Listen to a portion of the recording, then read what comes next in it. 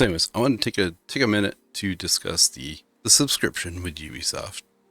So I understand that. So if Ubisoft was to do that, okay, so let's say it's $18. Okay, their average game is 60 to 80 bucks.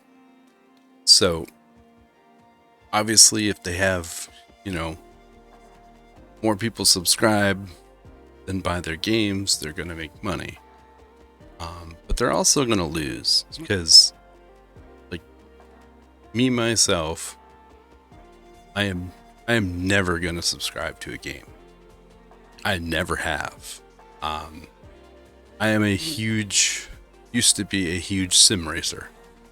And at the time, NASCAR Racing 2003 was out. And there's still leagues today that are running that game. And they were bought out. Papyrus was bought out by the owner of the Yankees and a couple others. The Red Sox and a couple others. And they started their own online racing service. And it costs $12 a month. You got a group of cars, a group of tracks that were free with your monthly subscription. So the monthly subscription allowed you to race on their servers with other people online. If you started your own league, you had to pay for servers to do certain things, to do certain races and all that stuff. So you had to put more money into it. But every track or car that you wanted to race that wasn't part of the free, you had to pay for. And they were anywhere from 12 to 15 bucks for each one. And I slowly grew tired of that, and I stopped subscribing to it, because if I'm going to give you a monthly fee, then I need to be able to use everything that is on your service with my monthly fee. I'm not going to give you a monthly fee and then pay on top of that. So when Guild Wars came out and WoW, I went with Guild Wars because Guild Wars was, I gave them a lump of money and I got to play their game for free. I will not do a subscription for anything. And I go back to Ubisoft for this as well, because Ubisoft does not have enough games. They're a big AAA company, but they don't have the games that is going to bring me in worthy of me making a subscription. One, I don't have time to play every game. I've grown tired of their game mechanics, as far as every game that they make is a carbon copy of the other game. And the Division is no different. So Division 2, in my opinion, Division 2 fell into the Ubisoft crux of you go to this area, you unlock this thing, and now you have these missions to do. Then you go to this area, you unlock this thing, now you have these missions to do. First Division to me was not as bad as far as that goes. I played the first Assassin's Creed, loved it. When the second one came out, I think I played like a trial of it or something and realized that it was just more of the same. And the same with Far Cry and stuff like that. So the only game that I played that Ubisoft, with the exception, I did buy the Avatar game, which I understand people think is more like a Far Cry. I think it's a capsule of all. It's a little Division, it's a little Assassin's Creed, and a little Far Cry. It's a decent mix, I think. But I'm not going to pay a subscription to play this game. Like, this game and the Division 1 are the only two Ubisoft games that I play religiously. I actually lean towards one more than two.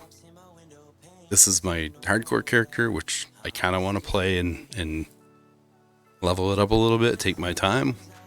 Probably end up dying. But they don't give me enough of what I need to get a subscription out of me. And if they do go the routes of subscriptions, then battle passes have to be included in that, and further expansions have to be included in that. You can't double dip. You can't expect me to pay nearly $20 a month and then throw another 50 or another 20 on every time you come out with a new expansion. And I'm not, and I shouldn't have to. Everything should be unlocked. So when I go to the battle pass, yes, I have to work my way up. I have to unlock everything that's in the battle pass, but I should not have to pay for it. The only, and everybody compares, like the article I read, the guy was comparing Ubisoft to Netflix, and you can't do that because Netflix is a multiple amount of companies. To me, Steam is more like Netflix. If Steam wanted to charge me, not to give them ideas, but if they wanted to charge me $30 a month and have access to every game that they offer, I would be more inclined to do that than I would be a sole company like Ubisoft. Because there isn't enough content to warrant the $18 a month. And I understand that I wouldn't have to pay $100 for a game that I may only play for a couple of months and put away. But in the same token, what happens when I put down, so if I pay your subscription and I put down the game for a few months, I cancel my subscription because there's no point in putting $20 into something if I'm not playing. Does that mean I've lost all the stuff that I would have had I had continued my subscription? You know, my player file, all that stuff. So I, for one, am not going to go the route of the subscription. I honestly feel that Ubisoft thinks they're bigger than they are if they think they're going to be able to pull that off. Half of their games are broken in some way, form, or another. And if they're not, they find a way to break them, and with their development cycles. So like I said, if they would, if you could have that and have everything included with your monthly, then I would think more about it. But in the end, I still wouldn't do it. It's just not worth it. It's not worth it to me. I would rather pay $80 for a game and play it for a few months and put it on a shelf than have access to all these games that I'm never going to play with the $20. It just doesn't, mathematically, it doesn't make sense for the consumer. It does make sense for Ubisoft, but it doesn't make sense for the consumer. And the truth is, if Ubisoft put in more of an effort to make their games better and to make things that people will want to play for a long period of time, they wouldn't need the subscription. Because I think the subscription is a way to throw a band-aid on their development, so they don't have to develop a new game all the time because they have the money coming in anyways. So maybe that would work out where one of your games gets better support than it does currently. I don't know. But either way, I think it's a bad play, and it's not something that I would adhere to. I wouldn't subscribe. With the thought too, I got looking at like my current subscriptions that I do have for different channels, and it's like, to be honest, I don't really need anything other than maybe Hulu and Prime. That's really it. I can pretty much watch everything I want to watch right there. You know, I don't need Disney. I don't need Netflix, to be honest with you. And I don't need all these other ones.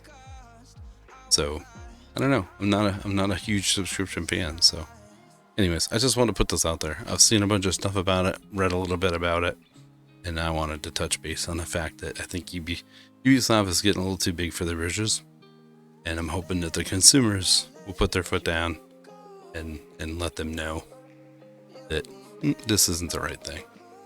So, anyways, Thanks for watching. Give it a like. Let me know what you think. Feel free to chat in the bottom, and I look forward to seeing you in the next one. Thank you.